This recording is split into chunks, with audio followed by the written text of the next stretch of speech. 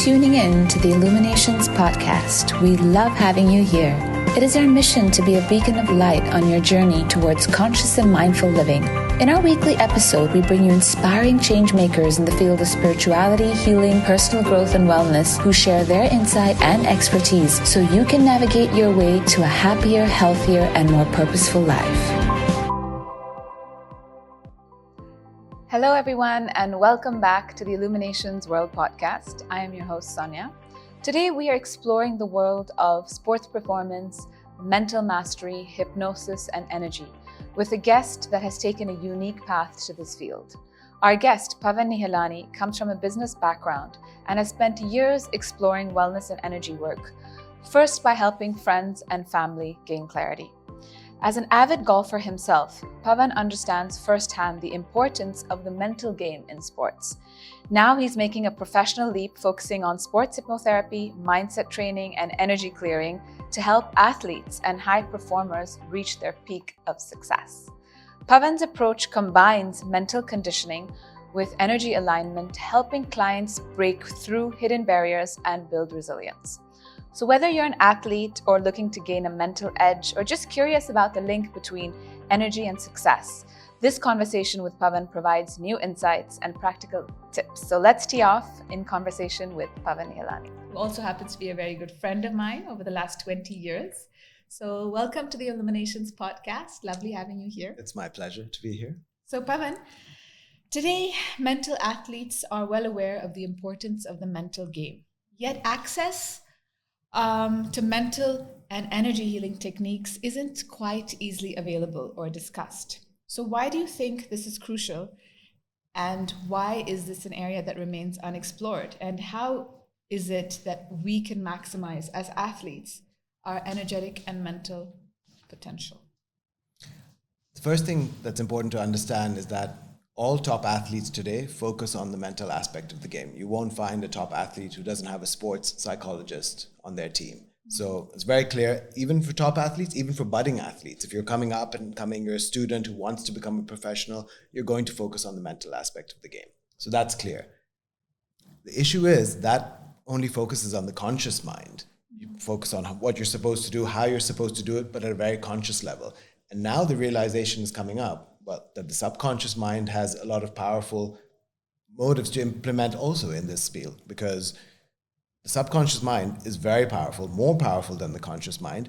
And typically over the last 10, 15, 20 years, it's been used for helping people to get over issues, to get over addictions, fears, phobias, emotional trauma. Mm-hmm. But now we're realizing how the subconscious mind can be used to optimize your life. How can you be better at the things that you do using the power of the subconscious mind? So I think now we're going to start seeing it much more often about how the subconscious mind can be used to power your life, optimize it, and make you better at the things you want to do.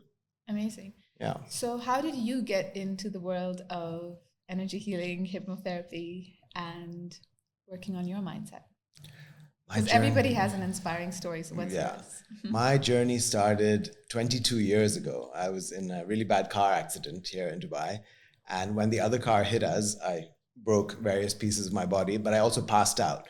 And when I passed out, I felt like I was just in a very beautiful, warm space.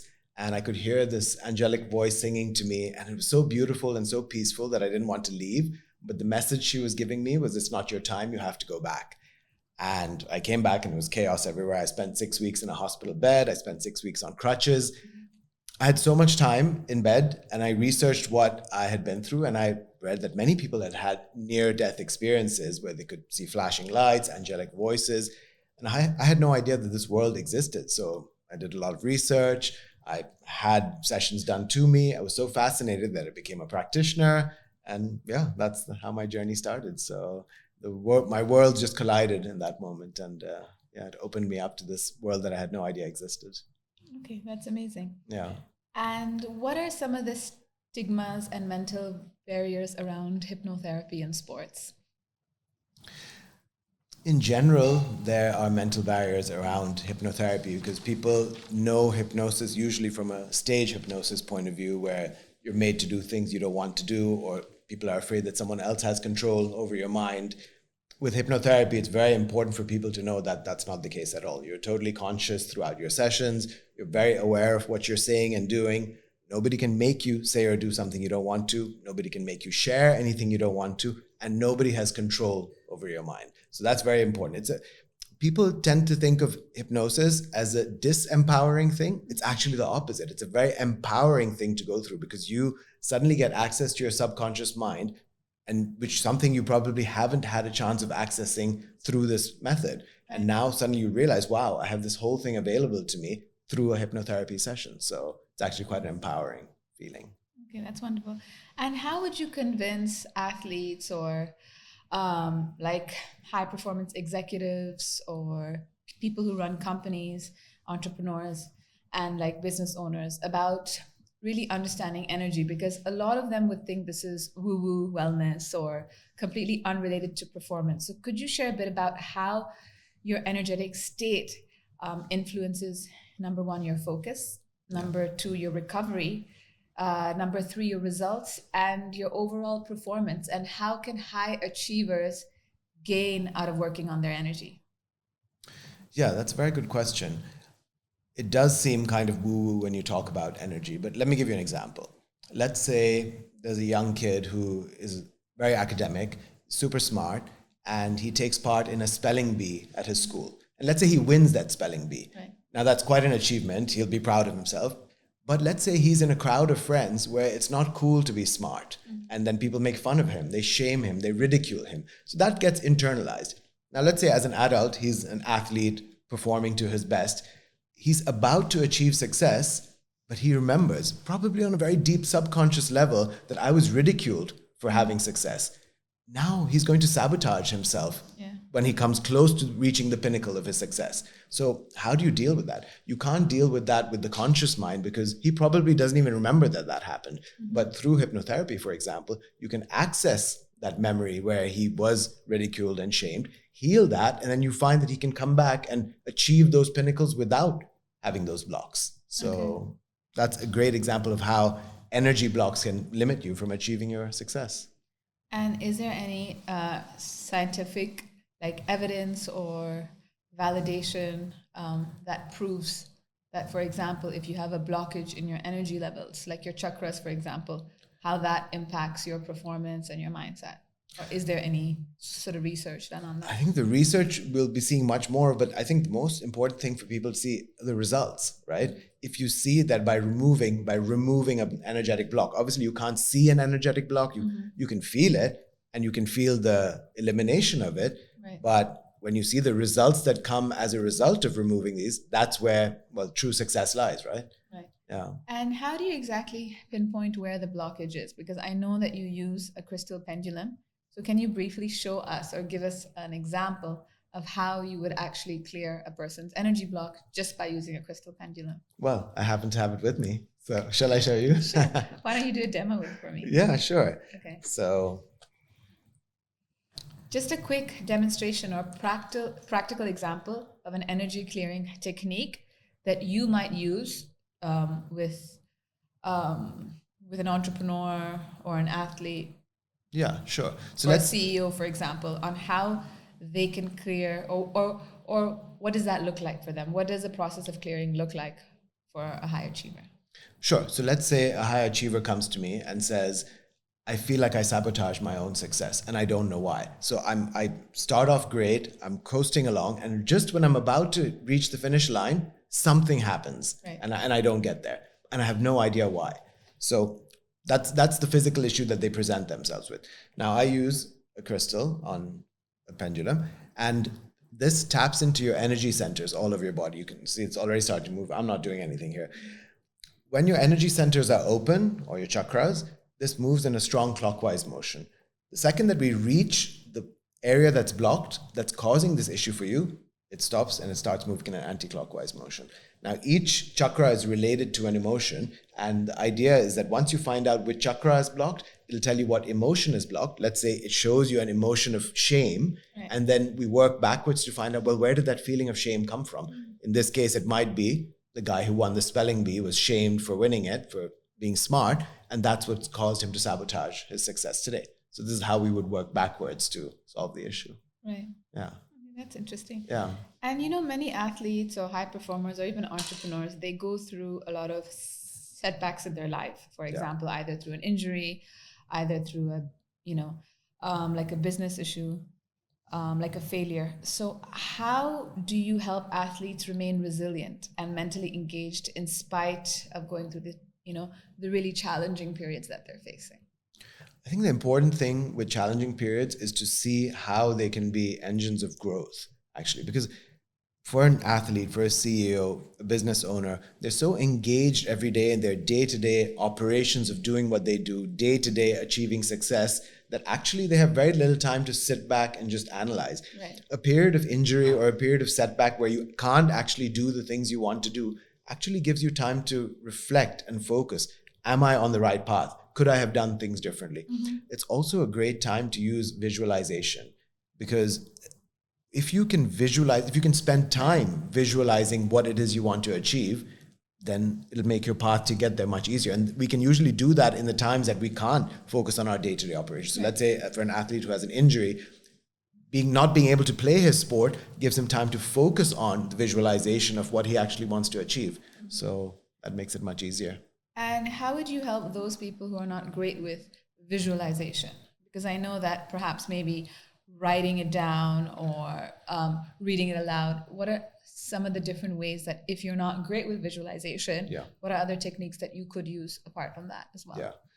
Actually, visualization is a bit of an all-encompassing term. Like it seems to mean that you have to be able to see it to achieve it, but that's not necessarily the case, right? Not everybody's a visual person. Some people feel things, some people sense things, some people hear things. Like you said, some people can write them down. So visualization, we just mean, can you imagine what it is that you want to achieve? And then what are the steps that you can take to get there? So if you can imagine it, you can write it down, you can just immerse yourself in the feeling of it.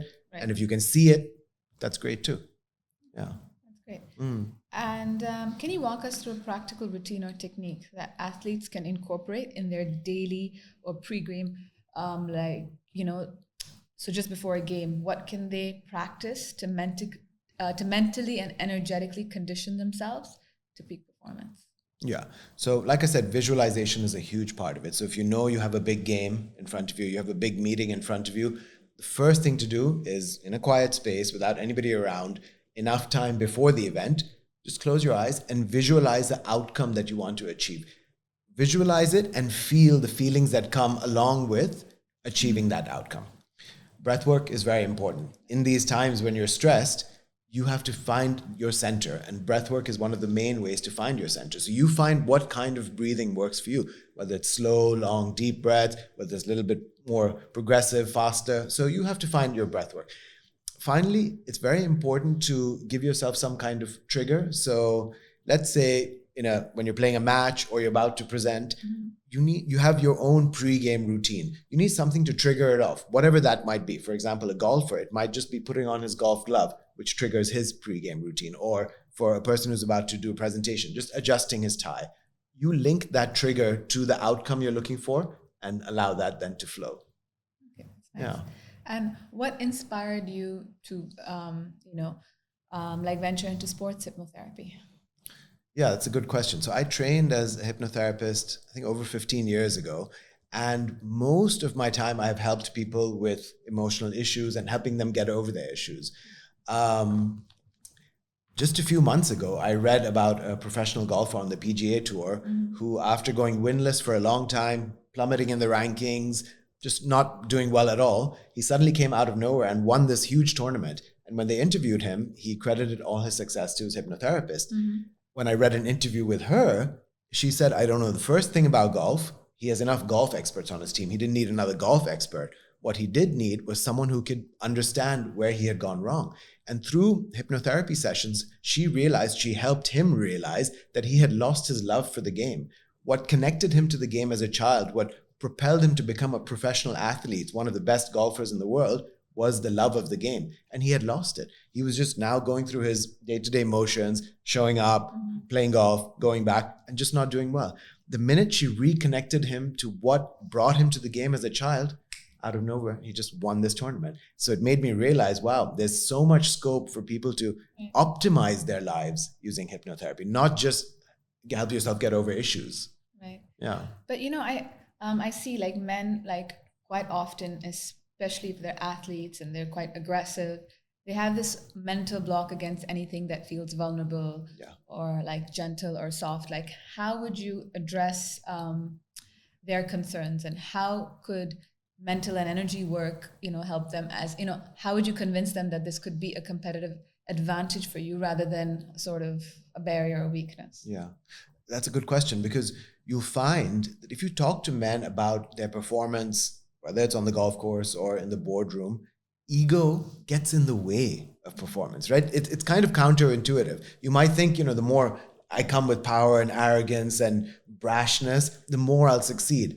But actually it backfires on you, because then you're not open to the visual cues around you. You're not open to the energies around you. So people who are able to transcend their egos actually find much more success.